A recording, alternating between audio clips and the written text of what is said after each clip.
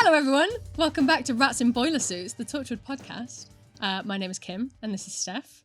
Sorry, Steph, I stole your intro then. That's all right. Okay. I didn't know what It's we a were new doing. setup. No one It's knows what's new. going on. As you can see, we are in a new setup.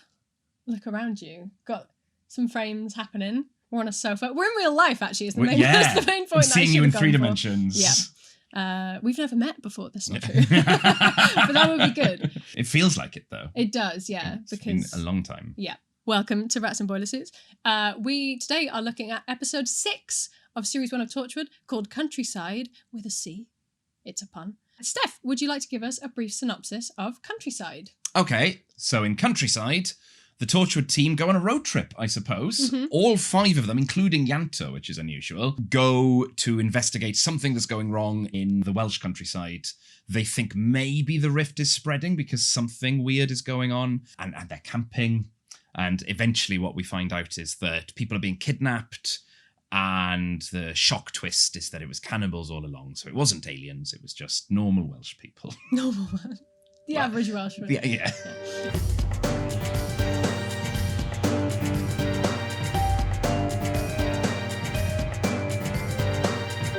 As I said in the last episode, this is one of my... I think it is maybe my favourite one in series 1. Yeah. But I have a few reasons for it, and on the rewatch I've kind of changed those reasons, but I'm not sure. But you said it was your least favourite, which is bullshit. Do you want to take a second to defend yourself? Yes, we've never been so divided.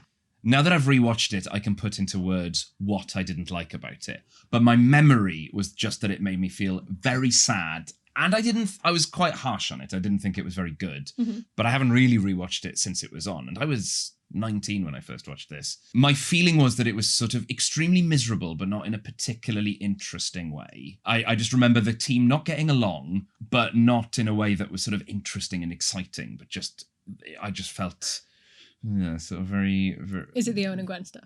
The Owen and Gwen stuff is the word. Is gross. Yeah. Yeah. It's gross and it's grotty and it's horrible. But there's a different aspect to it that I hadn't really noticed before that I think is...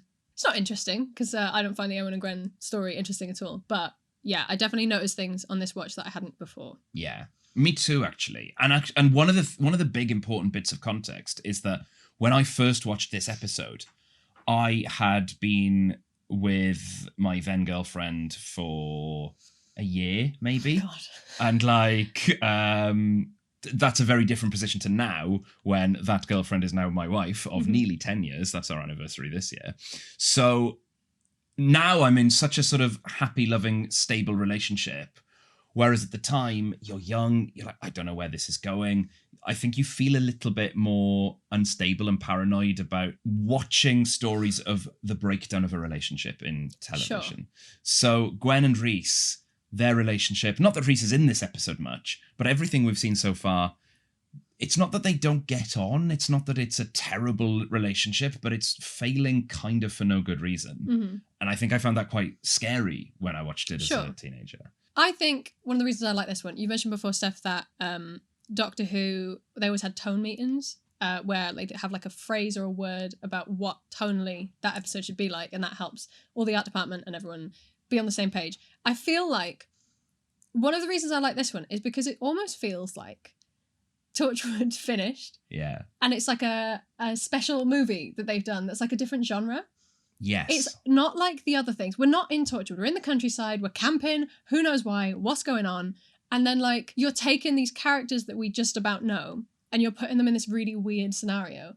And it feels like it's based tonally on, like, a very B-side horror film, you know? Yes. Like, not Haunted House. Yeah. But sort of, like, not quite Blair Witch Project, but that kind of thing. And I think that's why I like it, because it's so weird. Like, why does this episode exist, you know?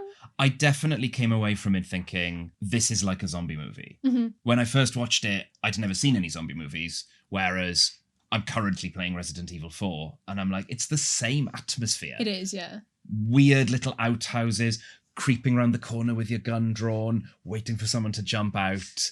It's got that aesthetic, and now I realise, oh, you're playing on it because you're expecting something supernatural and zombie-ish. Yeah. So when it's just, no, this is human behaviour. Just normal Welsh people.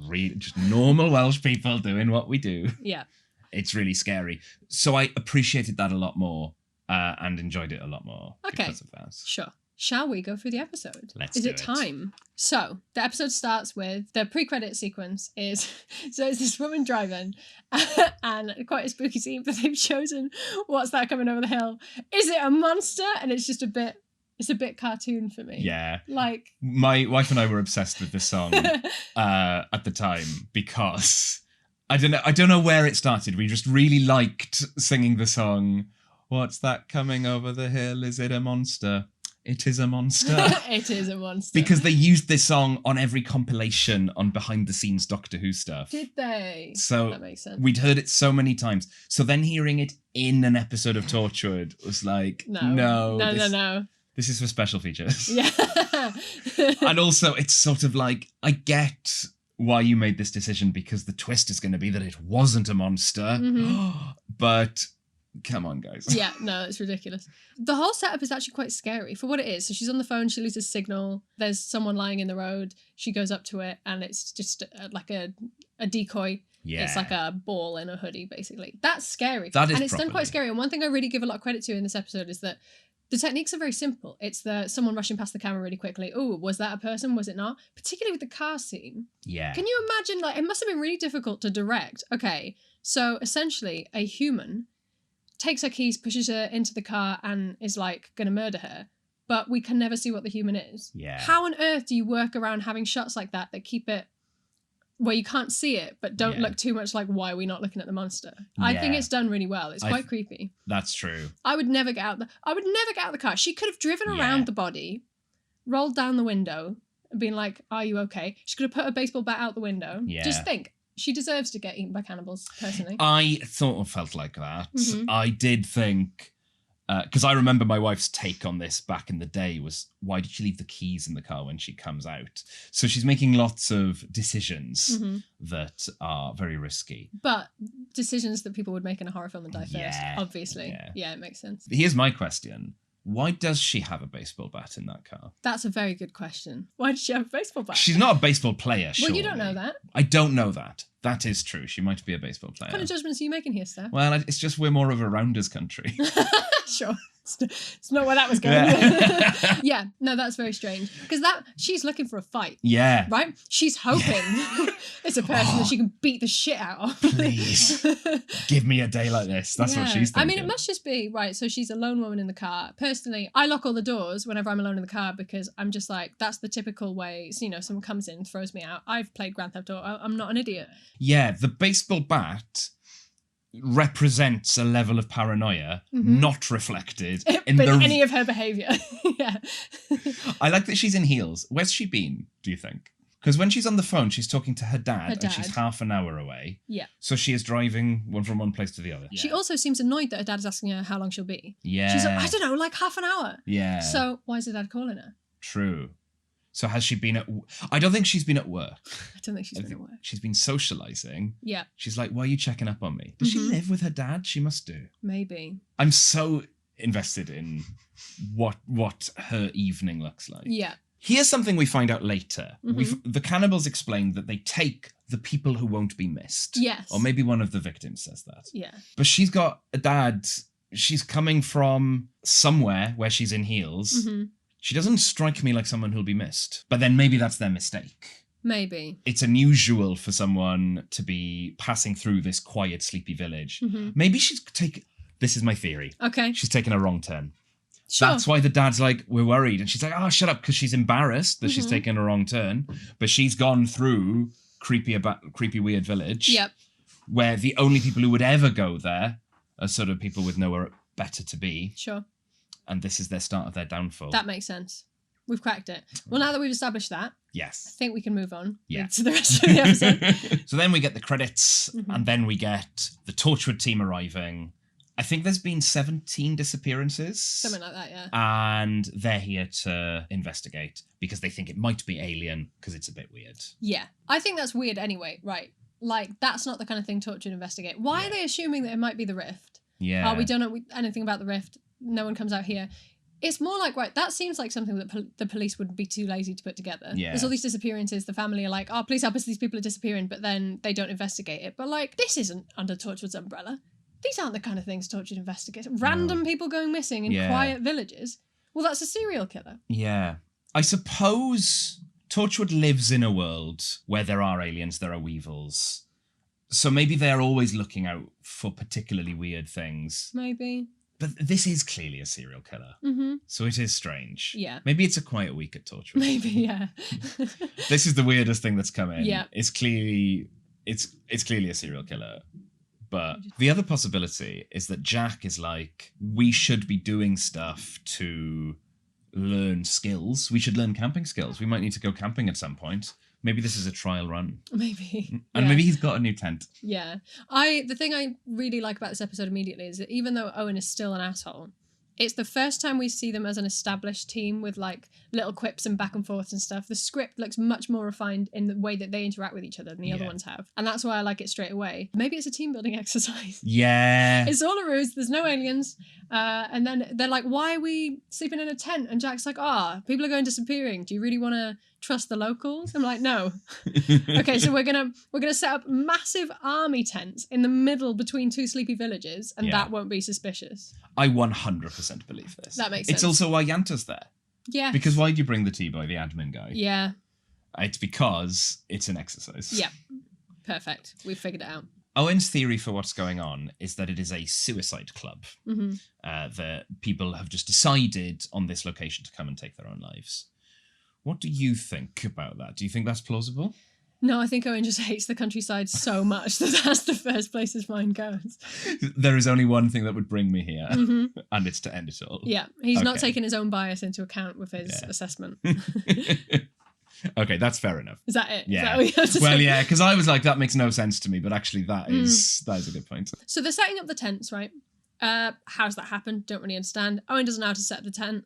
Yanto's done it all? Yeah. What's going on? Yeah. Was Torchwood 1 in London? Was that just what they did? Just- They just camping all the time. He's the They're tent massive army tents. They're clearly like unit style tents. None of this makes sense. Right. They play a game called Who Did You Last Snog? Yeah. We've all played it. It's a popular game. Mm-hmm. You have to be so safe in your group of friends to play Who Did You Last Snog? Yeah. Because if I think of my friends, I can put them in various different categories. Mm-hmm. Category 1, people in stable relationship whose answer will almost certainly be their long-term partner. Mm-hmm. And if it isn't, that's awkward. Mm-hmm. People who are single, who might be a bit sensitive about that question and might be a bit sad, or, and then, I don't know, people for who, I don't know, the in-between people, the people who are like, I want to keep the mystique up that the last person I snog might be exciting. Most people's answer to that question is boring. But Torchwood are in the rare position of having a third category, which is a person who recently lost their long-term partner. That is a rare category. We're in a very rare subcategory, someone who lost his long-term partner because the rest of the people present shot her to death. Yeah. So, Yanta, who did you last snog? That is not a fun game. Mm-hmm. But also, right, Gwen started this game. Yeah. She's like, this can't go wrong. Yeah. Has she forgotten? Yeah. How long's it been? A week? Yeah. And so she's like, it's Owen, he's probably, because loads of people, it doesn't even cross her mind. That's how unimportant that event was to her. Yeah. That when it dawns on her, Eve Miles' face is so good She's at that. amazing at When this. Owen looks at her, just complete drop, she's like, oh fuck. I suppose Gwen thinks Owen is a player who's always kissing everyone. So it hasn't crossed her mind that she is his last kiss. However, my feeling is, if I was Gwen Cooper and I'd kissed my colleague and my boyfriend didn't know and my other colleagues didn't know, I would probably err on the side of caution. Probably just never bring up kissing around them for a while. Yeah. Yeah. Let's play a different game. Yeah. It's very strange. She's an idiot. And they have forgotten. That's really sad. He's like, Yanto ruins the tone of it because he's like, it's my turn, is it? Well, it was Lisa. Yeah. You all forgot. Which they did, which is like, sure, he's out with them, investigating with them, but no one's checking in on him. And then afterwards, that look Jack gives him, it's really rude. Yeah. Maybe I'm misreading it, but he looks at him like, what'd you do that for? Yeah. Why'd you ruin the tone of the game? Yeah. I do think when we've already found out that Tosh's was Owen and Owen's was Gwen. Yeah. I think Jack's mention of a non-human life form is a deliberate attempt to diffuse the tension. Yes. I think that probably could have come later after Yanto says Lisa. Yeah. So. Yeah. The problem I have is that Gwen forgot the kiss with Owen. When she's reminded of the kiss, surely she remembers that the nature of that kiss was that they were hiding from the creepy cyber girlfriend. From the creepy cyber girlfriend. This is the line that my wife and I say to each other sometimes as a paraphrase of Yanto's line in this, which is, you all forgot my creepy cyber girlfriend. even though you were just talking about her. Because it's just so weird. And again, I'm very forgiving of the script. I'm forgiving of the show. This all got written in a hurry. Mm-hmm. They were against the clock. The show got made so fast. This is probably the first draft of this scene. Mm-hmm. And it's not a bad idea for a conversation because it is characterful. It's interesting that we learn that Toshiko has not kissed anyone since Owen. And the way she says it is, I'm going through a dry patch. But I think we know... Yeah. Actually, she's not interested in kissing anyone other than Owen. I also think that Yanto hiding Lisa in the basement was meant to come much later, right? Yeah. If these were finalised within the same few weeks as each other, it's possible that they did that one first, and then they were like, oh no, we have this whole thing where they're all out hanging out. We don't mention Lisa in any of this. This doesn't work. Yeah. And so they put that in so they could have a quick moment to be like, we're still recovering from this, to make it realistic, maybe? That makes sense. But anyway, they conclude their stupid game, which has gone terribly wrong. And then Owen and Gwen head into the forest, right? Yeah. To investigate? So that, I will not... Where are they going? I won't be able to remember the real reason because my wife and I have a running joke that at this point Owen goes, I'm going into the forest to avoid Yanta. And we quote that at each other all the time. He doesn't say that. No. But that's the subtext. But yeah, and that's all we need, really. Yeah. So Owen and Gwen go into the forest, and she's like, what was all that about in front of everyone, talking about kissing me? And I'm like, you started it, actually. Yeah. They have this kind of argument, and the weird sexual tension between Owen and Gwen comes along, and they end up pressed against a tree. Yeah. And he's like, I can tell a lot from that kiss. Your sex life isn't up to much. And then they are just heavily breathing into each other's faces on the verge of a kiss against a tree. And it's... Here's my theory, based on nothing. Mm-hmm. I think the writing isn't entirely sure whether this is like a kind of seduction between two people who are sort of on the same page, and it's that sort of weird flirty dance, or whether it's a horrible man being incredibly creepy and predatory. And it's sort of, sometimes it's one, sometimes it's the other in the writing. I think they haven't like nailed it down. And of course, this is years ago, you know, the conversation around consent and respect and boundaries has come a long way since then and is a lot more mainstream. I think it wasn't quite nailed down. However, I think Bern Gorman as an actor has absolutely committed to, this is a horrible man. Yeah. Like, I think he is playing, you know, he will not allow an element of romance in the performance, which I really like as a performance choice, because I would hate it to be presented as if this was fine. Yeah. Because I don't think it is fine. But it does mean it's very intense. Yeah. And especially because Gwen is our point of view character. We're on the journey with her a lot of the time. And she does end up falling for Owen, I think. Maybe not, you know, I don't think she falls in love with him. No. But she does decide that actually, yes, she wants the carnal release of kissing and having sex with him. So I think that's why I've found this episode incredibly unpleasant in the past. I think it is unpleasant. I think it's meant to be unpleasant. Because you can't remove the tainting of the Owen and Gwen thing. Yeah, that's fair. But yeah, I mean, whatever happens. They're up against the tree. They're about to kiss, and then Gwen hears something behind them. They turn around with their guns, waving around. And this is the first instance where we see Torchwood using their guns in what I consider the really typical Torchwood way. Yeah. A few years ago, friends of mine, Adam and Alice, made a Doctor Who parody called Goat, based on the fact that, you know, the bad wolf graffiti all around everywhere. Around Cardiff, there's this graffiti that just says goat. And so they took this idea of goat being everywhere and made it mean something and made this whole parody. It's very, very good. I don't think it's watchable right now because it was a long time ago. We've all moved on, but I've seen it. And I was Gwen in it, and my friend Matt was Jack. And we had very few scenes. In every scene we were in, we had guns, we're in forests, and we did the kind of like, you know, like looking back and forth, overly performing with our guns. And in my head, that's what Torchwood always did. And then I watch other episodes. I'm like, where did we get that from? It's this one. Yeah. This is the episode where that comes from. And watching it back, I'm like, oh, no, we weren't overdoing it. Like, that's just what they're like. I don't know who's taught them. Yeah. What's going on? It's absurd. It's an actual joke. And the music follows it. They've got these like accents of like, jum, every time they move their gun. It's utterly ridiculous. And I love it so much. Yeah. They end up pointing the guns at each other, which is the first lesson we see Jack teach Gwen is not to do that. Yeah. And I'm nominating it. I'm nominating that for our first Torchwood moment of the week. They are together and they are so badly coordinated as part of a team that they end up pointing losing weapons, each other. loaded weapons at each other's heads. Yeah. Yeah, it's So ridiculous. dangerous. Also, So right, incompetent. also, they're in this countryside, these towns, right? They're trying to be subtle. Yeah. They don't trust locals, but they're investigating kind of like the police, right? Yeah. When they hear someone in the woods, not that weird to hear someone in the woods, is Yeah. it? Also, what if it was like Tosh catching them up? Yeah. And so they immediately assume there's a threat and release their guns on whoever it is, which, one, if it's not someone bad, you've just drawn attention to yourself, the local police are going to be coming after you soon. Yeah. Two, if it is someone bad, you've just shown your hand. You've shown that you've got weapons. Just the easiest way to blend in is to pretend that you are a couple making out in the forest. Yeah. Right?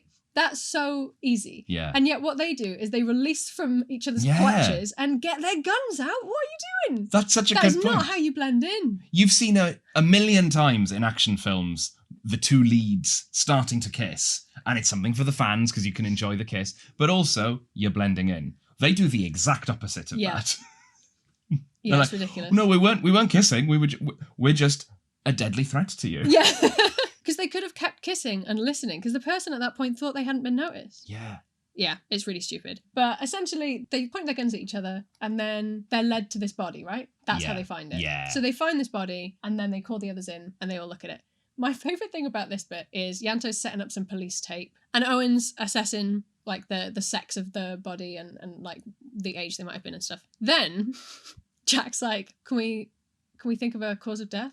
And he's like, no, impossible to tell. The body's been stripped of flesh and internal organs. It's just a carcass. And I'm like, yeah. Yeah, fucking it. Like, it's just like this. It's just a torso with nothing left. And Jack's like, Owen, can you get an assessment? And he's like, well, Jack, I think it might be a carcass. And he's like, you're dead right. That's what that is. Just, like, what more did he think he could get from this? So true.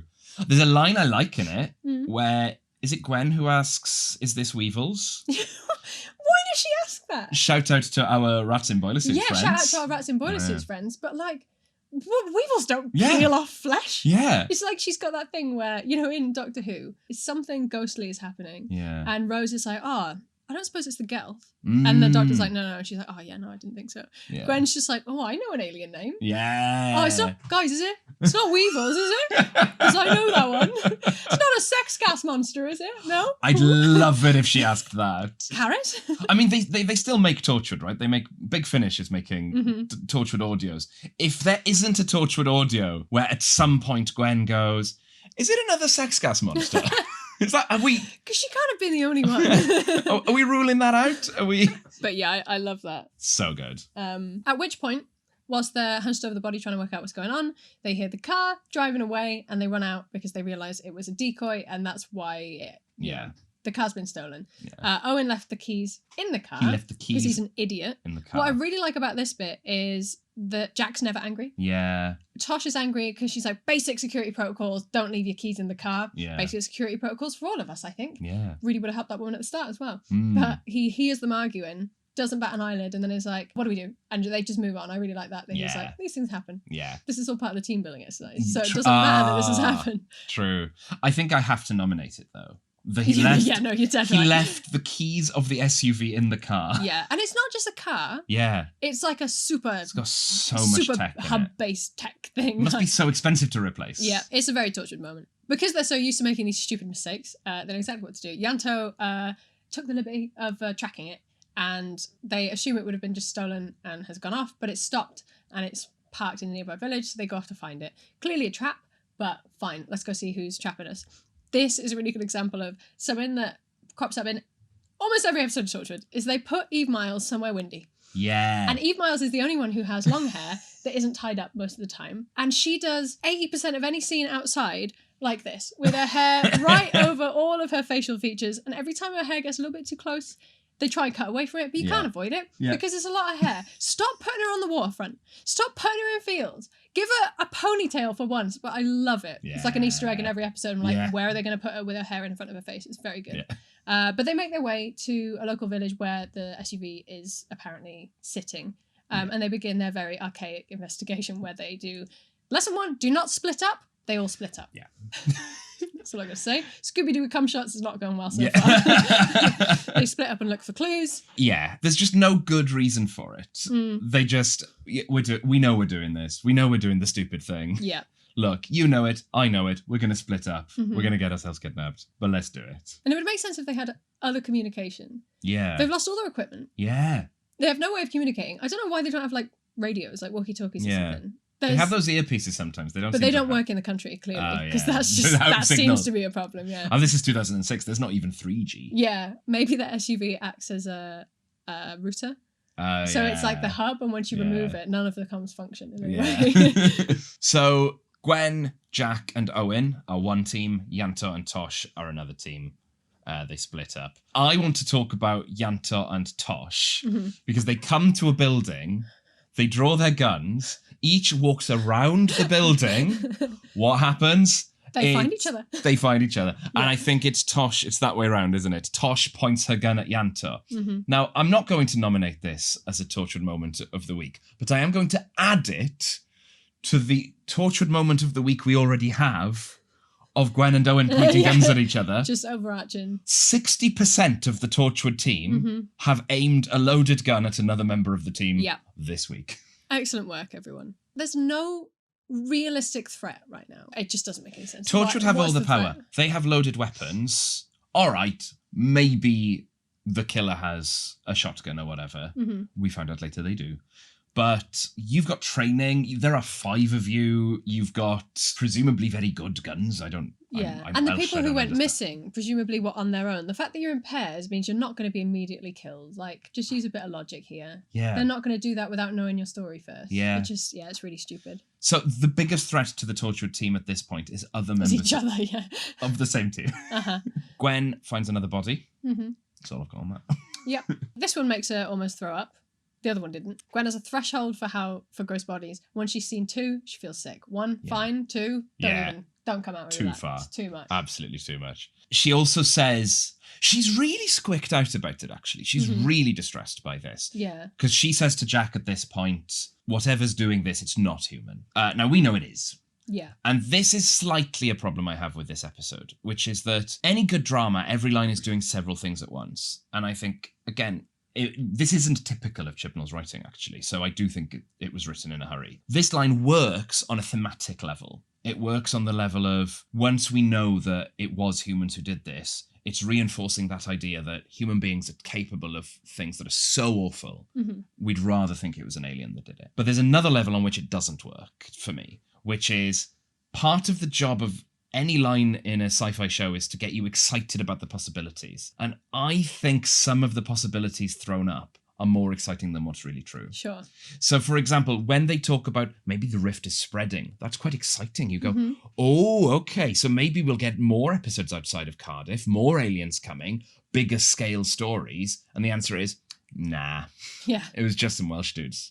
Or at the very least, the rift, the idea that the rift might take people from further afield. It was like, nah, not till season 2. Yeah, don't worry about it. So it works for the theme, but it doesn't work for the plot. They're setting up something that, it's a bit of a shame when it gets taken away. Yeah. Whereas if you just cut those lines and, I don't know, just tread a bit more carefully, you can have the reveal that it's just human beings be quite exciting and effective. Because also we're watching Torchwood. They catch aliens. Yeah. The assumption is already that it's not human. What are these creatures? Yeah. And Gwen's like, whatever this is, it can't be human. It's like, well, yeah, this is Torchwood. If you hadn't said that at any point throughout the episode and then you hit us with the fact that it's humans, you're like, whoa, that's weird. Yeah. But now I'm already like, oh, we thought it was human? Yeah. So the point at which Gwen finds the second body, she calls the others up. Owen looked at it, but they hear a noise outside that gets them drawn out. At this point, I would be like, someone's fucking with us. Yeah. Let's reconvene, everyone. But no, that isn't what happens. Tosh and Yanto are investigating, and they hear the BBC library sound of a fox, which really bothers me.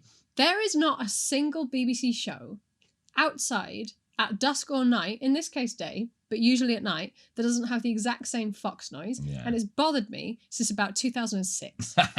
It's in Tracy Beaker, it's in Torchwood, it's in Doctor Who, it's everything, Sherlock, all the big ones. And it's that kind of, that noise. I know it. And in this episode, they hear it, and Tosh says, what was that? And Yanto goes, I don't know, like a fox or something? Yes. Yes. It's a fox. Let's all move on. It's fox.wav from... It really is, yeah. It must be that they have like a wild track that they just put in, but that really makes me laugh, because I've never heard it as like an actual notice sound. Yeah. It's always just this background that's what the outside sounds like. And this time, that noise that really grates on me, they're like, what was that? And I'm like, finally, someone's listening. So I've got to say, I really like Yanta being part of the action. Mm-hmm. It does feel really nice to get him stuck in. I know that the original intent was that he was meant to be background so that you nearly forgot about him and then there'd be this big character twist. But because they moved that episode forward, it's nice that he can get stuck in now and him and Tosh. I don't know. I think they're still figuring out how to write him in these sequences, but it's cool. I like seeing it. Yeah. And then seeing Jack and Gwen. My friend's really into the X-Files. And something they said to me once is the cool thing about the X-Files is that everything that is being done is really cool. Like torches and guns, but the people doing it are dorks. And that's a really fun, I think, leverages the other show that's a little bit like that, where it's dorks getting to do cool things. And you really see it here. You know, the idea of casting this cast holding guns and running around is funny, but in a really nice way. Yeah. They're so uncool. Yeah. Everything about them. So we're cutting back between Tosh and Yanta investigating around that little block that they seem to be very frightened of, and the other three investigating along this little strip of like houses. Yeah. There's clearly a trap because someone's moving around outside. They're going door by door, checking it, making sure it's empty. Gwen opens one of them and gets shot with a shotgun and falls on the floor because that's what happens when you get shot. And it's a boy, a teenager, I assume, called Kieran, who has shot. He's very scared. He obviously thinks that they are the threat that he has been facing for a few days. How long do you think he's been there? I always read it as like, he says they won't be expecting me back for the weekend. Is that the line? I want to talk about Kieran, the other victim who's been kidnapped. I think he's good. I like him, but I've realised I've got a problem with Torchwood. Yeah. And it's not his fault, but he's indicative of a wider pattern, which is minor roles being filled by non-Welsh actors. Sure. He's good. I don't resent him, but I resent the fact that there's almost, in every episode, the stepdad in the last episode, who just happened to be English. And I really think it's because when you're casting, you work with people you've worked with before who you know are good. And it's this problem where Welsh actors aren't getting enough work. Yeah. So you can't find enough Welsh people to make a show that is set in Wales. Yeah, that is a bit weird. It's annoying because I know great actors who struggle to find work here in Wales. So it just slightly annoys me when but also there wasn't the hub there was of TV stuff in Cardiff at the time. That's true. So they would have been going to London agencies. Yeah. Now there's like Bristol and Cardiff hubs and stuff, but like who knew what was going on in Cardiff in those days? It's baffling thinking. Do you know the fact about Rose Tyler's flat? Which was they did not have enough space to use BBC resources to film that flat. So that is filmed in an ITV studio. Because they had to rent it out because there was so little infrastructure. Yeah. Whereas now in Cardiff, there is so much because of Doctor Who and Torchwood and other shows. Yeah. There's so much more space than there used to be. It's wild. So Torchwood is a time capsule from a time where even if you made a show set in Wales, it was really hard to find enough Welsh. Which is why it was so exciting that it was set. Now people don't know that because they're like, oh, Cardiff, where everything's filmed. I'm like, you don't know what it was like before. You would watch everything Welsh in those days, even if it was terrible, even if it was not the type of genre you would watch, because it was set in Wales. You got to see your people. Yeah. It was huge. Mad. And this was like the golden age because there was Torchwood and Gavin and Stacey at roughly the same time. Yeah, it was 2005-ish era, wasn't it? Yeah. And you saw some of the same actors in both, and of course you would. Yeah. It was an exciting time. So, Owen, the doctor, is called in from about 5 minutes away to help Gwen, and he gets the bullets out of her. She's been very lucky. It's not clipped any internal organs. She's fine. I do like the scene with Owen and Gwen as he takes the bullets out of her. Yeah. How do you feel about it? I do like it. It doesn't do enough heavy lifting for me to love the overall strand of the episode. But I get that what's happening here is we're seeing the arrogant doctor trope, I suppose. I don't know if that's a known trope, this reminds me of Doctor Strange, right? The kind of, I'm so good at surgery that I'm very arrogant in my day-to-day life. And here we see, I don't mind him being arrogant here because he genuinely is extremely good at this. So maybe this is Gwen realising, oh, this is where the arrogance comes from. Sure. And I'm not sure if I do love that. I believe it, though. I believe that Gwen would be like that. And, I think it is a vulnerable thing to have someone, your life in someone else's hands. Do you know the phrase hurt comfort? So this is a thing that people talk about in fan fiction. Sure. And it's like a well-known thing where one person has been hurt and the other person is in charge of them. So sometimes it might be you're really ill and they're looking after you. You know, it can be something just... As like a genre of like romance or Yes. sexual tension. Yes. So it's like a well-known romantic cliche, I suppose. People write this as their own way of getting excited romantically about something. So yeah, I do think there's a tension between the writing and the performance here. And I do prefer the performance choice, but it slightly changes the meaning of it. Because I think it's written as pure hurt comfort. And I think, as written, I think what was being imagined here was that Owen was like, you know, he's arrogant, but he's also being a little bit soothing. So he's got a line about, would it help if I made a joke about feeling a little prick? As if it's this like, making it a bit normal, but a bit nice. But Burn Gorman, and I love this choice, continues to act like he's being sexually inappropriate. Sure. Just keeping the consistency of the character. It makes it really uncomfortable, though. Okay. I feel really uneasy about the scene, but I also think the performance choice is really valid. Yeah. The line is something like, you got any qualms with feeling a small prick? As in, that's your injection warning, but we'll pretend it's... Yeah. But it doesn't make me uncomfortable purely because Gwen matches it with a genuine laugh. Yeah. Like, she's like, no, but thanks for offering, and laughs. Yeah. And almost forgets that she's been shot for a second, and then they go back. Yeah. She does reciprocate, but it's almost... If I witnessed that, if I was a third person in that room and these were two people I knew, I would question whether she was trying to make it okay by kind of laughing at it and meeting it. My life is in this person's hand. I need to feel comfortable with it. So if I match it, that's me regaining my agency and power and control. Whereas, no, he's in control. He's absolutely got you. I mean, I hate to give Owen this much credit, but I read it as that is an appropriate thing between them, and she's scared and he's deliberately making her laugh because of that. Either is fine. Your version fits Owen, what you've seen from him so far more. But yeah, I really like the scene. I find it very confusing because this is what I mean on the rewatch. There are things I hate less about it. In that at the end, we see how Owen and Gwen make a choice. And again, with the kiss in Cyberwoman, it did feel more organic because I was like, sure, this could happen. I don't like it, but it does make sense. And I feel the same way here. Now, their affair makes a bit more sense because they've gone from this disgusting banter to quite a tender moment where like he's talking very gently to her and he's actually supporting her and she's like, oh, I am seeing through the facade of Owen. And so she's like, so he is just pretending to be an asshole. Okay. And it makes more sense. And they kind of, he's, you know, he's a good doctor. He looks after her. He completely changes his tone because he recognizes what version of himself is the most valuable right now. And I hate to admit it, but it does make more sense. That would be like, oh, we shared this moment today. Now let's have sex. Yes. And that is it. I think there is clearly a change. My feeling is that pretending to be an arsehole is a perfectly meaningful definition of being an arsehole. Yeah, a thing is as a thing does. But that said, there's a line I really like in this. Like is a weird word. I think he's awful for saying it, but I like the line, lie back and think of Torchwood. Because it means so many things at once. And my feeling is actually, I don't know, we might have viewers or listeners who aren't familiar with what the phrase that's being played on there, which is a thing from the wartime, right? Which is lie back and think of England. The idea being, look, no one enjoys having sex. You just have to put up with it. We lost too many people in the war. We got to make more babies. And I like the fact that here he's saying lie back and think of Torchwood because she needs to lie back and let him operate on her under very difficult circumstances. So it's not a sexual comment. But it is because it's playing on an old sexual comment and not a lovely one, like a really unpleasant one. So it's a very Owen Harper line.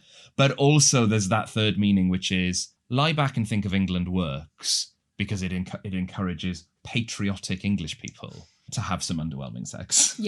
So Owen here is like, Torchwood is the thing he believes in. He doesn't have a level of patriotism. He doesn't believe in his country. He doesn't believe in anything other than the job. That's all he's got. So I quite like that it's a real insight that he has no particular social life. Maybe that's the point of the snogging game. We assume that, we saw Owen trying to get with people left, right and centre in the first episode. Presumably he sleeps around a lot and we now find out, no, not really. He doesn't have anyone in his life. He lives in a big flat alone.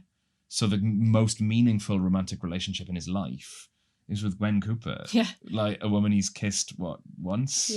Twice? I find it interesting as well that they have that moment where they're both looking at each other and then Jack walks in or something and they kind of have that thing where they're like, oh. and they look away with almost embarrassment. I'm like, a minute ago you were shoving each other up against a tree. Yeah. Why is that okay? Yeah. But this is because it's too real. Yeah. We're actually emotionally connected. I'm frightened of my feelings. Like, no, grow up. Come on. I mean, there's a very running theme, I suppose, that in Torchwood, this group of people are not very emotionally articulate and they don't know what they want, which is strange because I think when you think of Torchwood, you think of a show that's very sexually liberated. Mm-hmm. That these are, everyone sleeps around all the time, everyone's kissing someone different every week. But the reality is, actually, no, they're all very conservative and very uptight. Mm-hmm. They can't talk about their emotions and their sex lives very freely. Yeah. So, Owen pulls the bullet out of Gwen and she starts to make her way. There's a weird vibe between Owen and Jack at this point. Basically, Jack is kind of throwing everyone into the mix for his team building day. He's just throwing everyone into danger. It's not very well organised, but I guess it's because they were caught off guard. And I don't think he's the best leader in a lot of ways in this one, but I do respect that he really respects the team to look after themselves. So Owen keeps worrying about Yanto and Tosh, and he's like, they can look after themselves, they're not children. He tells Gwen that because she's wounded, she shouldn't help, and she's like, well, that's not going to stop me. And he's like, okay, but be careful. And I like that. Yeah. I like that he's like, fine, okay, you're here, we're all committing, fine. So they're carrying on working out what it could be. Kieran isn't making much sense because he's so scared of whatever these things are. We cut back to Tosh and Yanto, who have been caught and are trapped in a cellar, and they're trying to work out where they are. Yeah. So this seems genuinely creepy, actually. And yeah, very good. Like, I keep coming back to Resident Evil as my point of reference. I'm sure if I'd seen more zombie movies, I bet it just looks like a lot of different zombie movies. But we learn a few little things here, and putting Yanto and Tosh in a room together is great because they're the two members of the cast I feel we know the least. We've had lots of stuff for Gwen. Jack is mysterious, but there's a lot of emphasis on the mystery. And Owen's relationship to Gwen means we've had a lot of him as well. Here we find out that Tosh, she's got the line, I've never met a cell I couldn't escape from. Which is really interesting. What's her background then in that case? Because we've always known her as just the computer person. So I like that. And that feels like a nice thing to give her. Yeah, it's nice because we see her as like a nerdy, especially after the kissing conversation. Like, we're supposed to think that she's a bit of a loser. Yeah. But no, she's a badass. Like, and we find out in later episodes why that is. But yeah, I fucking love Tosh. Yeah. Tosh is a very well-rounded, perfect Torchwood member, I think. And then we get... So the end of this scene is where they find the fridge, which is our first major clue as to what's going on. Yeah. Because it is full of... No, I always think it's full of feet. I think there's only one... Full of feet. There's loads of feet in there. And then on the way, they find clues because they find loads of shoes, which is always creepy. Yeah. Finding the shoes and clothes of people who've been killed before you is terrifying. But finding the actual feet, that's next level. There's something really upsetting about finding abandoned clothing that there's no obvious reason why it's abandoned. Yeah. Because sometimes you see an abandoned shoe on the side of the road and you think, okay, someone had a leaky shoe, but they had a change on them, so it's fine. Whereas here, that's too many shoes. Yeah, it's horrible. Very upsetting. Yeah. Although I will say, if I'd been caught by things, put in a cellar, and then I walk up and I see lots of human feet in a fridge, I'd be like, it's cannibals. Yeah, yeah. It's probably cannibals is what that is, right? Like, that's where my mind would go, but they're like, why is there all these feet in a fridge? Like, they're in a fridge. Yeah. For eating.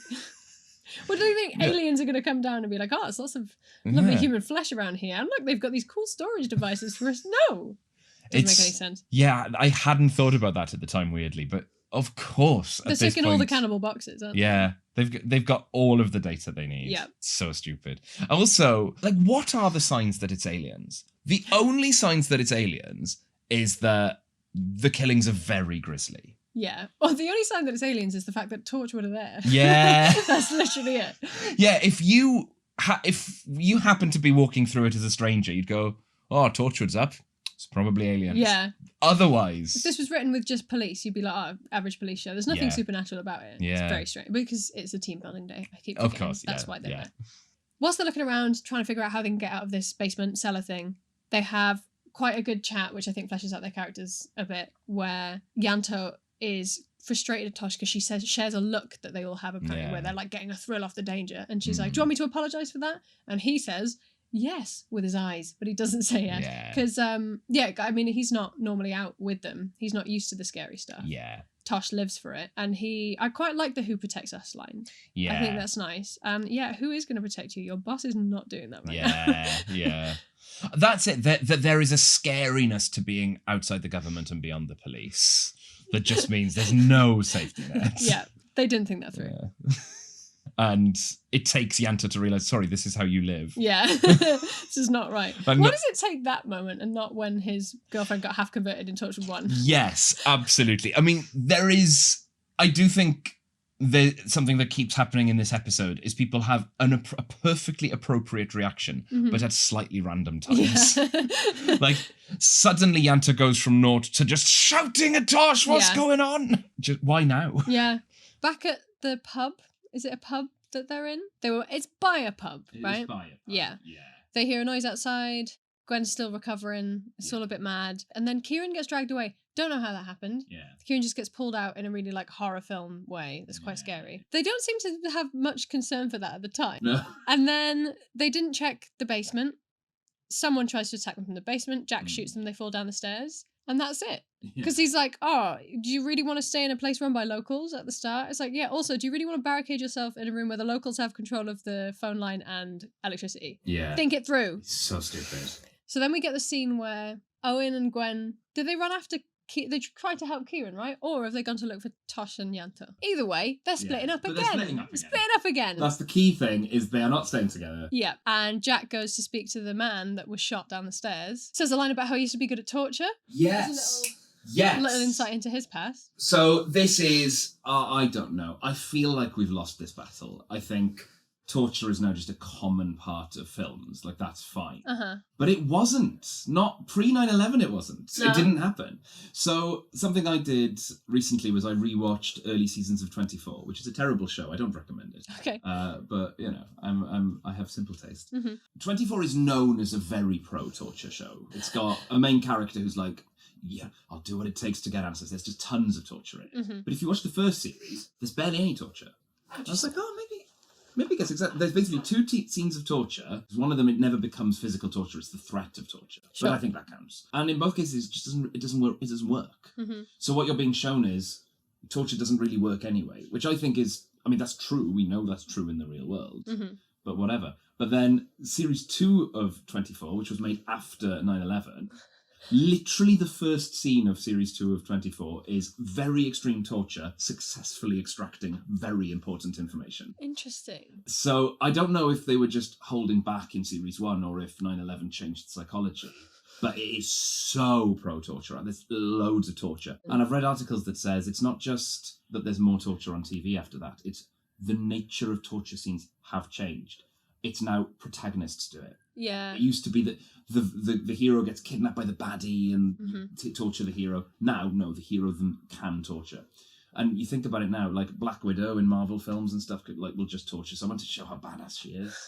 And I feel like this is caught up in that, Jack's this dark, cool character. Yeah, he's got some darkness in his past. I don't think, if it's part of a wider pattern, I get that, but I don't think it's set up as if it's a good thing. No, that's true. It's supposed to be like, wow, Jack has quite a horrific past that we don't know about, right? Yeah. I think my problem with torture scenes, I have two problems. One is when it's shown as if it's in any way effective. And then the other problem I have with it is when you think about what torture is, to use someone's human body against them and to rob them of control and agency and to cause them pain on purpose, as much pain as possible, is, I honestly think, one of the most vile things you can do to another human being. So the idea of going, that's a bit dark and edgy, that is so extreme. That is, because it's worse than murder, I think. Because the idea, look, I made the hard choice. That person was a real threat to life. I just had to take them out cleanly. I think it is worse. No, we kept them alive, but we just destroyed them on that level. So I find that very upsetting, that line. Yeah. But it makes sense. Yeah, it does. Yeah. And I suppose we do keep getting little insights into, he has been to war. He's been all over the world. We've had flashbacks already where we see him in other parts of the world. So we know he has lived a long and traumatizing life. Yeah. So we're in the cellar. Tosh and Yanta meet the villagers, I suppose, and we learn about the harvest. And it turns out that the people in this village every 10 years will eat a bunch of people, just kidnap a bunch of people, and it's sort of this tradition, ritual thing. Yeah. So what happens is they ask Tosh who else knows about us, and this has to be a Torchwood moment, right?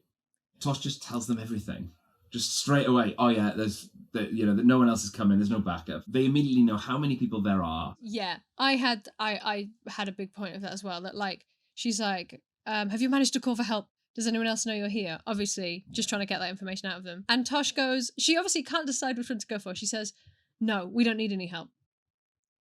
Wait, don't say that. Oh, there's the 3 more of us in the village. Yeah. Like, no, neither of those is the correct answer. Yeah.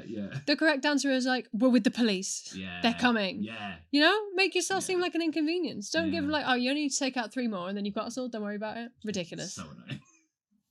I just think, across the board. I mean, I want to see the results of this training exercise once Jack marks. Because, everything that can possibly go wrong in this mission is just done so bad. Yeah. So, meanwhile, right, Gwen and Owen are making their way to find the others.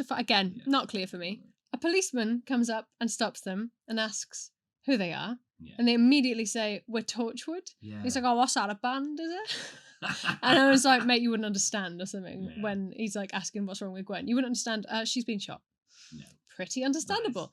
But they ask the policeman, what's over there? He's like, oh, the village hall, like an event, right? Yeah. And they're like, maybe that's where Yanto and Tosh are. Yeah. But it's just, they're so unsubtle in every way. It's really, really weird. I like this guy. I really like See who. Oh, it's a band, is it? He's great. Yeah. This is a classic Torchwood guest star. I think Owen Harper is running on Torchwood muscle memory. And he's used to the police just being an annoyance that you have to just wave away. You wouldn't understand. Yeah. Whereas if he paused and thought about it, everything that's happened is extremely understandable to a police officer. Mm-hmm. What's happened is we all got split up. One of us got shot. Yeah. That's it. There are other victims. Yeah. Like, the most logical thing right now is either the police has no idea what's going on, in which case, tell him. Yeah. You need backup. Or the policeman is involved, in which case, don't say you're from Torchwood. Yeah. Play it coy. Yeah. Say you're visiting. Yeah. Say you're on a date. She fell over. Yeah. Whereas Owen manages an answer that is wrong, regardless of who this man is. Excellent work. So, Yanto and Tosh, so they get greeted by a woman who at first pretends to be a victim, but later it turns out she's in on it. And she brings them to the head of this weird village cannibal cult, TV's Owen Teal, better known now from Line of Duty. So it's very exciting to see that, 6 seasons of Line of Duty and they failed to take Owen Teal down. Torchwood, to be fair, do manage it in 45 Yeah, minutes. they do. I really like Owen Teal. He's great. Yeah, he's very good in this. He is creepy as fuck. And here we get an explanation of what's going on, which is they're doing a thing called the Harvest, where they just kidnap and eat a bunch of people. Once every 10 years, it's tradition. Yeah. That's little villages for you. You know? You go to any Welsh village, you will find a creepy tradition that should have died out years ago and is a bit sketchy. But not quite this, though. Not this. Actually, do you know what? So this is my final nomination of the week, I think, for Torchwood Moment. Sure. Because it's actually the entire episode that I'm about to nominate. But this is where it becomes clear. Because we meet these villagers. They are random villagers. Random villagers have, at this point, taken down Tosh and Yanto. And what's about to happen in the forest is they're about to take down Owen and Gwen as well. These people very nearly take out all of Torch. They're just people. Yeah. Full up. Filled their bellies with people. Yeah. And they managed to take out Torchwood. That is how incompetent a team they are. Owen makes fun of the police at the start, but I do think even sort of relatively incompetent police officers, at least they're a bit more trigger happy. Yes. They made the biggest mistake in this episode is the traditional mistake of waiting too long instead of just shooting them. Yeah. Because, so Yanto and Tosh find out, right, that they're cannibalizing the bodies. They have that whole thing. There's a bit of a weird, sexual undertone as he's meat needs to be tenderized and it's all a bit creepy. Yeah. To get out, Yanto headbutts the man, which gives Tosh a chance to run. And when Tosh is on the floor and Owen and Gwen arrive and they're like, you can arrest him now, and there's this whole scene. Eventually, they're all at like a standoff with guns. Personally, if a man was trying to strangle my coworker and friend to death, I would have just shot him. Yeah. Doesn't even have to be a fatal shot, Yeah. but just shoot him. And they wouldn't be in the mess they're in now Yeah. if they'd just done that. Because all of this only happens because they give the villains a chance to be like, oh, you're going to arrest me? Who?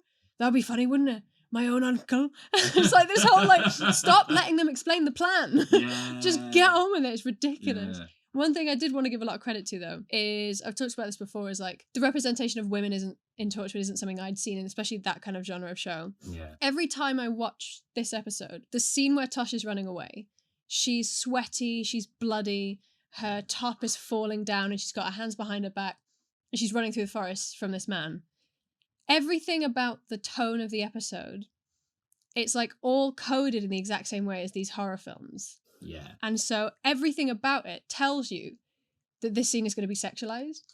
That this woman running away, it's supposed to be like, oh, her top's fallen down, and like, obviously because her hands are behind her back, her chest is like protruding, but it's not like that at all. Yeah. And it's so not like that it's such a relief when I see it. Because I don't think I've ever seen that, where it's not torture porny and it's not overly sexualized. Yeah. In that moment, she is just a victim of violence that's equal to all genders, like it, but it's so refreshing. Yeah. Just that there's not this weird like objective. We're not supposed to be objectifying Tosh, of course we're not. She's running away from a cannibal. That's not what the vibe is. But yeah, every time I see it, I just that I think represents the place that Torchwood is different in that area to other shows, and I really like it. That's a really good point, actually, because I think the thing about the sexy cyberwoman is that it is a weird fit. It doesn't feel like the rest of Torchwood. Yeah, it doesn't fit the rest of its ethos. Yeah. Really, but there is weird sexual politics in Torchwood, but rarely are those. You know, we're going to talk at the end of this episode about Owen and Gwen sleeping together. We don't actually see them sleep together. There isn't a sex scene. It's all the stuff around it. It's the emotional story of it. So it pays the respect to both of their sides of it. Yeah. So that's a really good point. We're in a genre that is normally very sexual and very sexist. And yeah. Yeah, it's a nice relief. Yeah. So he chases Tosh. She falls, he's strangling her. We have that whole standoff that's absolutely ridiculous. And the end point is that Tosh didn't get away. They take them all back to the big meat room, ready to be hung on hooks. And Yanto's like, oh God, that went well then, didn't it? And I was like, I thought Yanto did really well with the headbutt. At first I was like, it would have been perfect because it led Owen and Gwen to them. And they can save them now. But nope, they're too delayed. They've been holding their guns, ready to shoot each other in the face multiple times. But now is the point where they're not ready to shoot someone. And they surrender their guns and get escorted to be meat. It's ridiculous. That's it. So what's the triangle? So PC Who is holding a gun on Gwen. Well, initially, Owen pulls the gun on main cannibal. Yeah. And he doesn't stop strangling, so he kicks him off and holds the gun to him. Yeah. And they're like, you can arrest him. Hugh then pulls the gun on Owen for having the gun on him. And then Gwen pulls the gun on Hugh. Right.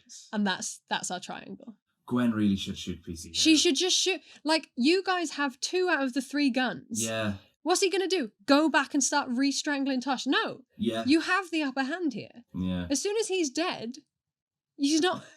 Like, come on. It's ridiculous. One thing I will say, PC Who, I really want to see a story where he's like the evil nemesis to PC Andy. I want to see They have the same vibe. They do. That's a good point. He's evil PC Andy. If PC Alternate Andy universe. had gone down a slightly different path and happened to have an uncle who was a cannibal, Yeah. things would be so different. Yeah, they would. No, there's a spin-off. Another thing I'll give credit to, actually, though, in the gun scene, is the forest on the floor gun scene. One of the most frustrating things in TV and films is when something bad has happened and people don't communicate properly what the bad situation is to give everyone context. Tosh is an example of expert, concise, efficient. You've given them all they need. So she says, like, they've murdered all the villagers. They're cannibalizing the bodies. Perfect. We know exactly what's going on. That's all the information I need. Thank you very much, Tosh. Like, up until that point, they don't know. Now they do. And I think the villagers are incredibly unclear. Even when it's not that they're hiding anything. It's just they want to be enigmatic. I think. Yeah. They are very annoying. Whereas Torchwood, by contrast, clean, concise, simple sentences. We're not talking in riddles. Yeah. So at this point, like 80% of Torchwood is about to be killed by the cannibals. plus a civilian victim, Kieran, who has also got a bag over his head. Yeah. They've all failed. And at this point, you're like, wow, how are they going to get out of this situation? There's nothing, we're not tying off any ends. We don't know how Jack gets this information, but he just, bam. Yeah, let's pause in this moment, because Torchwood arrived with a strong hand. They had firearms training. They have the combined skills of the Torchwood team. They have a certain je ne sais quoi, or what I like to think of as a very strong Welsh bisexual energy.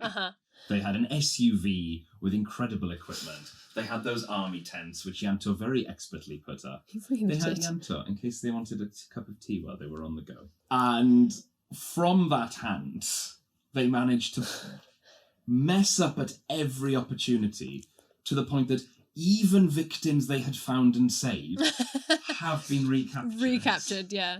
Alongside almost all of the team, and they are about to be murdered and eaten. That's not a good day. That's a bad Tuesday. You've played that wrong. Yeah. I think the easiest one to fix, you can't blame Owen for forgetting. People forget things. The easiest one to fix, always have a backup weapon. Yeah. Secret backup weapon. They don't seem to have checked much. Actually, here's what I think the easiest thing to fix is. Stand somewhere different. I think almost everything that goes wrong would not have gone wrong if they'd stood somewhere more sensible. Gwen opening the door to shoot me. Yeah. Yeah. What do? You hold the gun and you shout inside, and if no one comes out, you go in ready to shoot, because that is now dangerous. Because our inside is either nobody or someone who won't cooperate. Or I suppose someone who's tied up, but you know what I mean. When Tosh and Yanto go all the way around a building and end up pointing guns at each other, that is bad. Yeah. You shouldn't. You've already split up. You're now splitting up. Yeah. You're splitting up even further. One of you go around the building, the other follow from behind, just in case there's trouble. I've thought through a lot about how they could get out of being trapped in the cellar situation. And my plan is one of them takes off their top, right? Okay. And you put it round something like a haystack or a wheelbarrow, whatever's there. Yeah. And you pretend, and you make it look like it's that person hunched in the corner looking sad. And then the other person goes up to them and puts their arm around them, as if they're both scared and talking in the corner, to draw the enemy further into the room, where one of them then smacks them on the back of the head. Because if you believe you're looking at both the people that you've come to get, your guard is down. Yeah. And I've thought about it a lot. That's how I get out of the situation. They had the perfect opportunity, right? Yes, the other cannibal was upstairs, and he could have done anything. But in that moment, the cannibals, for once, have underestimated you. They are sending one woman with a very long, unmanageable gun, right? Like close range is not good, so you have an advantage once. And all you need to do is take her out, and you've bought a little bit more time. And that would have been so easy. Yeah. Which is, again, technically, stand somewhere different. Yes, that's true. We'll work out one day whether everything Torchwood has ever done wrong comes down to stand somewhere different. Yeah. So we've got the 4 members of Torchwood about to be killed, all trapped, no means of escape, no means of survival, frankly, as well as Kieran, our extra victim, surrounded by the cannibals from Owen Teal to PC Who and everyone in between. Then what? So what? How are the gang going to get out of this one, Steph? How are they going to escape? Well, so Jack is he's back at that other place. Yes. Somewhere between then and now, he acquires the information of where they all are and what he needs to do. And he saves them by hijacking a tractor, bursting through the wall without killing anyone accidentally, jumping off the tractor and shooting every single person that he needs to shoot. None of them have time to react. And then job done. Yeah. I've heard, I don't know how true this is, that his theme was written to Jack's coming in on a bloody big tractor. Is that a myth? It sounds like a myth. I think it is a myth, but it is a myth that comes from the composer, or like in the edit. I can't remember who said it. Could even have just been, I like to think of it as this, but I always sing that in my head when that scene comes in. Yeah. Yeah, the piece of music I think is actually Jack's theme. Yeah. Or it's like Jack's action theme or something. It's if you buy the Torchwood soundtrack for the first series or 2, I think, the notes in it say, we just had this thing where we like to sing, "Here he comes on a bloody gay tractor." Sure. And I think it is one of those things where it's such a melodic boom, boom, boom, like piece of music. It's hard not to hear words. Put something to it, yeah. So I think the music recurs later, but this is the first time we hear it. I think so, yeah. So you associated so much with that tractor. It's absolutely brilliant. Mm-hmm. Yeah, so somehow one man, for one, also like, I know he knows the team are in danger, but like that kind of attitude, perfect for this scenario. Yeah. Shoot first, ask questions later. Yeah. But where did he get the information? How did he know everyone was? Where did he get the tractor from? There's so many unanswered questions. Jack somehow is just sidekick in this bit. Yeah. And then gets them all out of the way. I really like afterwards, Tosh is like, these people are injured, we need to get them to a hospital. And I'm like, really? That's what we're focusing on? Are they? Yeah. We all just witnessed it.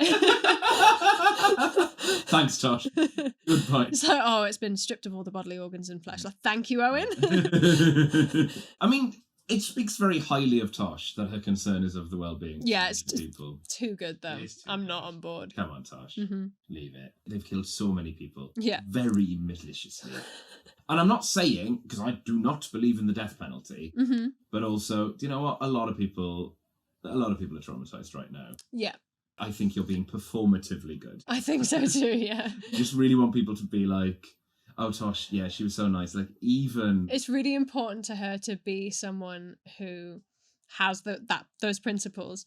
And they've been really challenging them. But now that they have the upper hand again, she's like, oh, and also, guys, actually, we should remember that these are people and we should get them to a hospital. Just want that on record. Thanks, bye. I can really believe that of Tosh. I think she really thinks kindness is important, but I think to the point that she wants it to look kind. Yeah. I think she is kind, but no one's that kind. No. So, I mean, they're all rescued. That's it. Jack just saved them all. Why didn't you do that from the start, Jack? I also think this whole episode, I mean, I know we know that they're not really there to investigate. It is actually a team building exercise, which we've established. But, I mean, an undercover person would have done such a better job than Torchwood. Yeah. Just one person going, or a couple, go stay with them, update people, act like there's only the two of you, undercover cameras, bish, bash, bosh, done. However, all we needed was Jack to just run in and shoot everyone, job done.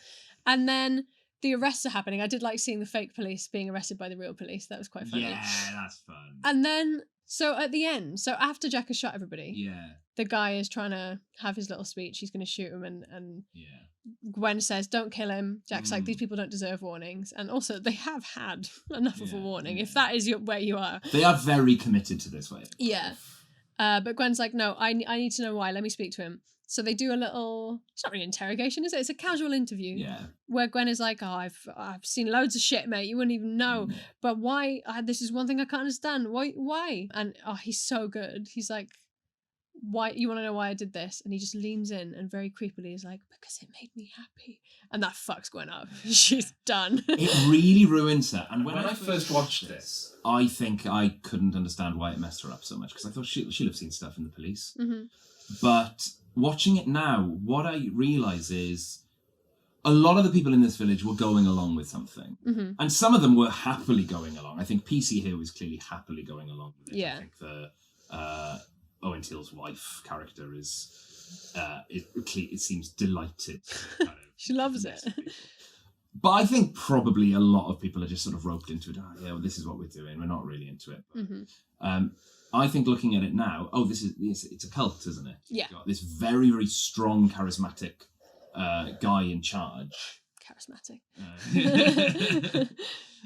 Just this power, this powerful man. He tells you to do a thing. Are you going to say no? No, because he'll eat you. So talking to most of them, we know why most people join cults. It's because they're a bit lost, and that seemed like a place they could find some meaning. But what about leading a cult? What makes you lead a cult? So I feel like that's what she wants to know is, you were the guy in charge, really. You could have stopped this. In fact, you didn't even need to get into this in the first place. I know it's this 10-year anniversary sort of weird tradition, but, you're the one getting the committee together to be like, oh, what are we doing for the harvest this time then? And I think that's what freaks her out. It's no one made you do this. Circumstance didn't make you do this. You're not an impoverished person who's so desperate this is the only way you can eat. So what is it? Yeah. What is it about your psychology? Because this is the point where you'd expect the villain speech of like, oh, you people, you never appreciate life, or blah, blah, blah, blah. Yeah. Oh, this modern world. Like, but no, it's like, I just thought it was fun. I liked it. I just like it. genuinely liked it. Yeah. It's creepy. I like it. And then our final bit is we have a voiceover from Gwen. She's next to Reese, but she's saying like, oh God, I had this idea of what my life would be. I thought in a few years I'd try for desk sergeant. Maybe I'd have kids with Reese. But then I met Torchwood, messed it up. And I see all this horrible stuff and I can't share it with anyone. And she's in a flat and Owen steps into the light and is like, well, now you can. And then they kiss and they're obviously having a big grotty affair where they can talk about the horrible things they see. That's a very Torchwood relationship, isn't it? Where they talk about all the blood and gore and then they have this disgusting sex and then they all just... Bleh. If you have talked about weevils while having sexual intercourse, I don't want to judge anyone for doing that, but just make sure that is happening in a context that is healthy and safe. Yeah. So the crucial moment with Reese, this is the only time we see Reese and he doesn't speak. It's just him and Gwen watching telly together and he's oblivious to the horrors of the world. He's enjoying He can't hear her voiceover. So, yeah. So he's not aware of it. But she's unsettled. She does not feel happy or safe in this space. And so she has to get out. And I think all of us have had that experience where something traumatic has happened to you, but you've got to go to work. Yeah. You can't talk to anyone about it. Or maybe you've had a falling out with a friend or a partner or a relative. And there are people that you can talk to about that. But they're not around right now. Yeah. Currently you're with people who they're not appropriate people to tell. And you're burning with it. You're like, I just want to go out and make a phone call or just find someone who'll understand. But also there's something I find so upsetting about seeing her walk. We get the shot of her walking. You know where she's going. I don't know, it's dim lighting. It's really kind of, I don't know, I read it as the early hours of the morning. We don't know what she said to Reese to get out of the house. Maybe she said she's working. Yeah, probably. And it's just so sad, but so unpleasant. Reese has done nothing wrong. It's just that she is so used to keeping secrets from him. Yeah. This isn't the first time that there's been a bit of a betrayal. I don't think he'd be cool with the kiss when Bianca's creepy cyber girlfriend was on the rampage. But it feels like a step at a time. They have kind of gotten to the line, crossed that line, crossed another line, until by now sleeping with each other isn't as much of a leap as it. Yeah. It's also interesting that the thing that is finally the break-in point where she actually cheats on Reese and therefore like throws herself in and loses an aspect of her humanity and loses some of her life isn't even alien. Yeah. It's human. There's something really sad that she could just have easily encountered this in the police if it was a little bit down the road and not in Swansea. Yeah. Wow, I mean, that's a good question. Do we think Gwen Cooper is always someone who would have cheated on her partner? Or do we think it's only because of Torchwood that happens? I don't know. I find that hard to answer because I do think Torchwood teaches her to keep secrets from her partner. Yeah. And that is why. But I also think life is bigger for her than it is for Reese. And yes, no matter what direction she went in, something... Because I also think a part of her quite likes keeping the secrets because it makes her feel important. Yeah. And that's something that gets more validated in later series. But it's like, I don't think the cheating is a part of her character, but I think the predisposition to secret keeping is a part of her character. And that's what makes it more likely for her. The double life, I suppose. Yeah, she loves it. Yeah, we meet her as a police officer. Even then, she's off on one. She's got this mystery to unpick. Yeah. And as soon as we meet her, she's Yeah, I just think it's so sad. When she joined Torchwood, what Jack wanted was someone who could inject Torchwood with a bit of humanity. And at this point, it looks like what's actually happened is Gwen has lost hers. Yeah. We do not think that this is someone for whom cheating will go well. We don't think this is going to be a cool, fun, sexy affair. It really doesn't, there is something quite glamorous, I suppose, about being in like the window of a big flat looking out over the city and having a sort of shirtless man come up behind you and give you a hug. Mm-hmm. Give you a hug. Yeah. Sexy hug. Mm-hmm. But there's no glamour in her face. Mm-hmm. There's no, this isn't, ooh, cool, double life, sexy espionage. Yeah. This is just, I'm broken, I'm dead behind the eyes, I've seen some horrible stuff. Yeah. And I can just throw myself into this. Mm-hmm. There's something almost like self-destructive about it. Mm-hmm. Yeah, definitely. Well, I mean, that's the story. Yeah. Should we pick our Torchwood moment of the week? Okay. What were the contenders? So the contenders I had were pointing guns at each other. We have the fact that all of this is because of just a group of humans. Yeah. Just a bunch of farmers, basically, are able to take down Torchwood. We have Tosh giving away exactly how many of them there are. And we have Owen leaving the keys in the SUV. I would like to nominate Jack coming in on a massive tractor. Yes. I think that's pretty Torchwood. Yeah. This over-the-top destructive thing. If you'd made any other good decisions, this wouldn't be necessary. Also, where's the tractor come from? Yeah. That's definitely in there. I'm leaning towards the tractor Yeah. purely because that's what ties up the episode. Yeah. We've built up all of this battle between the cannibals and Torchwood, and there's no answers. Like, they've really been outthought. They've been outdone. But, don't worry, Jack's coming in on tractor, so they've saved the day. No! It's like if you were playing chess and you've lost almost all your pieces. Mm-hmm. You've got your king left, you've got a pawn, got a little rook, and your opponent has all of their pieces. Yeah. And you go, I've got one final trick up my sleeve. And you just bring in a tractor, just roll it over. Yeah. It really feels like, how are we going to get out of this corner? Oh, it's fine. He's got a massive tractor. Yeah. And a big gun. Yeah, it's ridiculous. Would you like to change that? No, I'm very happy with that. Okay. Actually. Especially because I like the idea that our Torchwood moment of the week has its own theme tune. Yeah, true. So our Torchwood moment of the week is Jack saves the day on a tractor. I feel like we list them. That one's really going to stand out. It's like, sorry, what? Even though it's actually one of the more normal ones. Yeah. Well, that concludes us, right? That's it. Yeah. I think we're done. That's episode 6 of series 1 of Torchwood. Yeah. Thank you very much, Steph, for joining me once again discussing the greatest show ever made. And thank you, Kim, for going on this journey with me. This has been Kim and Steph. You've been great. This has been the Rats and Boilersuits studio, I guess. Episode 7 is next. Yes. Which is Greeks Bearing Gifts. Greeks Bearing Gifts. Yeah. Which I remember really liking. Cool. We'll see you next time. Thank you. And goodbye. Goodbye. And see you next time.